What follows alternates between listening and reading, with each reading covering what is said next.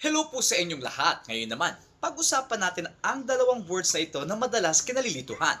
Ito ay ang fair at fair. Ano nga ba ang pagkakaiba?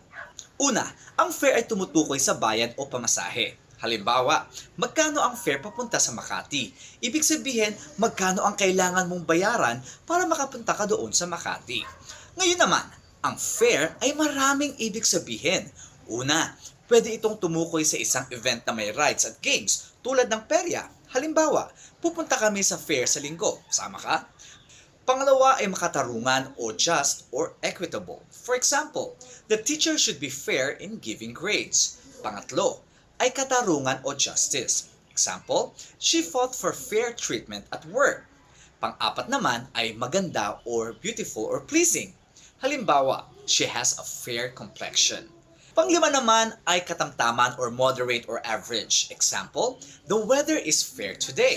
And lastly, pang-anim ay ang pagiging patas o equal. For example, the competition is fair if both sides have equal abilities. Kaya tandaan ha, ang fair ay ang pamasahe at ang fair naman ay magagamit depende sa sitwasyon tulad na lang ng mga nasabi ko kanina. Huwag malilito ha. Once again, Angelo here and don't forget to like and subscribe. Thanks for watching and I'll see you next time.